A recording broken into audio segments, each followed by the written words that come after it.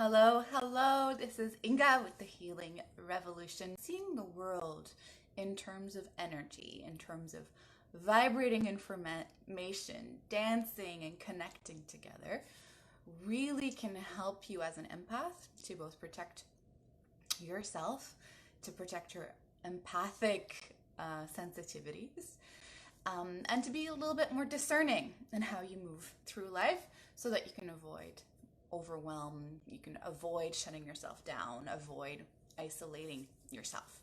So, for me, before I started seeing the world in these energy terms, I knew that I was sensitive and I knew that at the time there wasn't really the word empath just yet, but that would have fit my experience.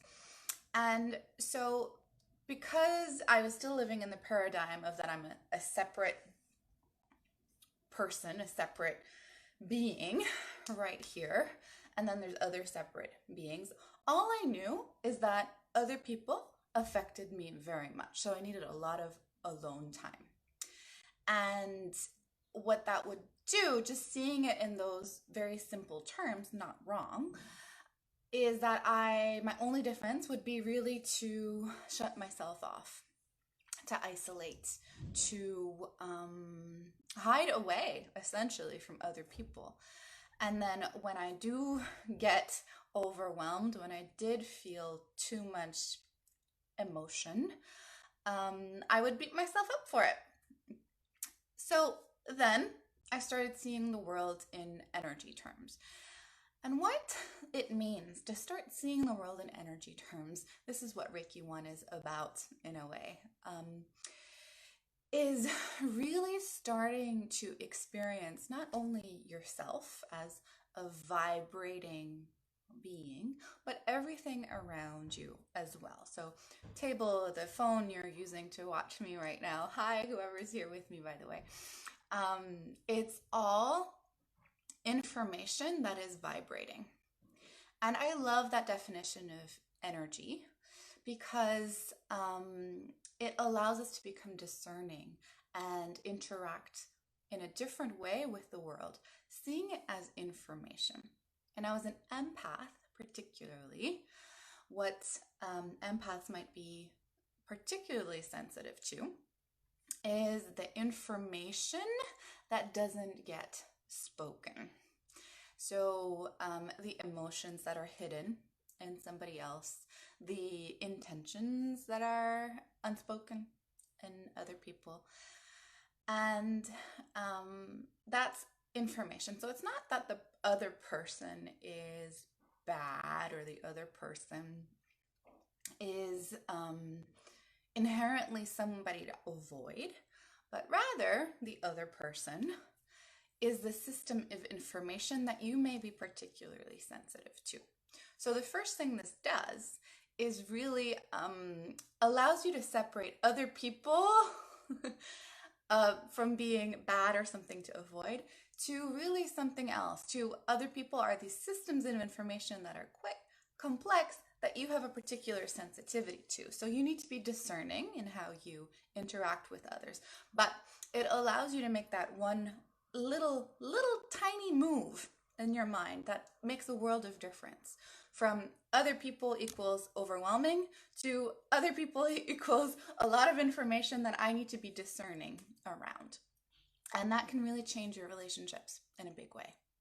So what that also allows is to take responsibility for your sensitivity, for your ability to see underneath the surface a little bit and to become discerning. So one enormous tool for empaths is starting to speak what you notice and to kind of bring it to the consciousness. And that consciousness kind of allows that underneath the surfaceness to dissolve, and then everything's out in the open and you're not picking it up, you're not processing it and churning it as much. So I'm talking here about the sort of empathy that happens when we're really sensitive to the subtle and it kind of stays with us, churns with us. So just saying it becomes a tool. I use this quite a bit in my energy sessions where an intuition comes and then I voice it and I allow it to come to the surface. And then that that allows my body to stop holding on to that information. So another tool that comes with seeing it this way is that when you're holding on to all of this information, it's a little overwhelming because you're sensitive to it, you can start just journaling it out, just journaling what your perceptions are, what you're seeing. And again, what that allows for is one, to take responsibility for it, and two, to have a way to move through it. So when it's out on the page, you don't have to hold on to it anymore. You can do that by writing. I like that one very much. You can verbalize it.